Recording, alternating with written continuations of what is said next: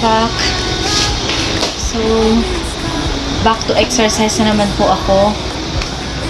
Sasabihin ko lang, since after New Year, back to reality, nag-cheat na po ako. Kumain na ako ng rice after New Year. Pero, limitado pa din ang pagkain ko ng rice. Kasi, syempre, pinagpaguran ko to mula 75 kilos, from 75 kilos to 57 kilos now. So, kaya nag-decide po akong kumain ng kanin kasi biglang bagsak ng timbang ko. So, parang hindi na maganda. May time na nanghihina ako, hindi na normal. Pero, yung pagkain ko po ng kanin, limit pa din. Isang araw, isang beses pa lang din. Morning or either lunch.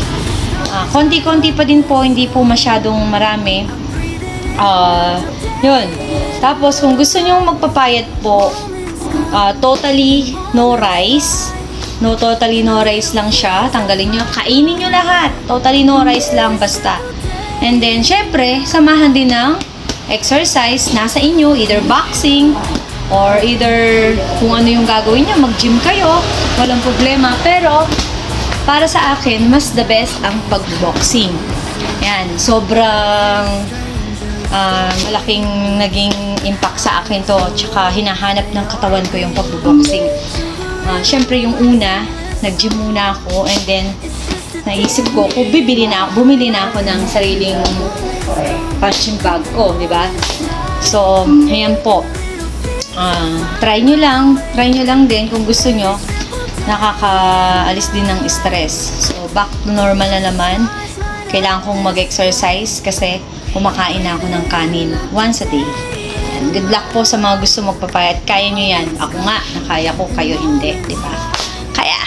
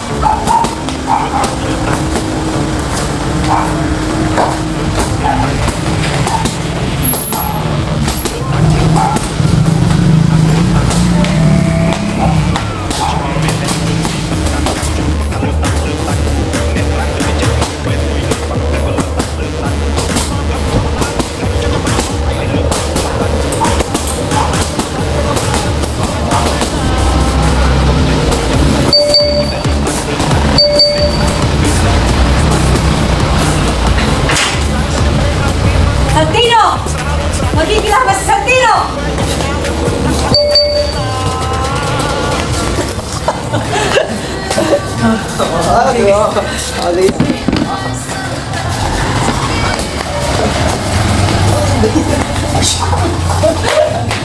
dito! Pare! Ayun na lang, makaka mo na lang.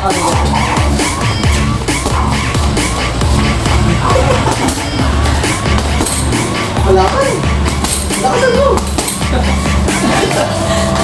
Be, sarado mo yan.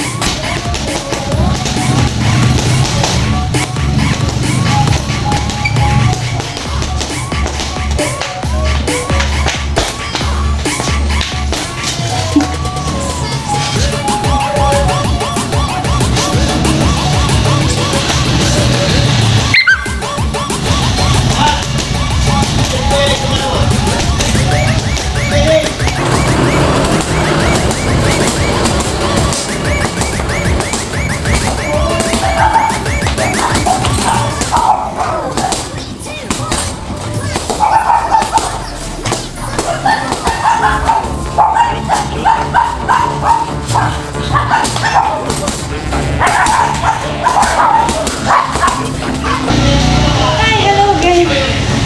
So, welcome sa boxing.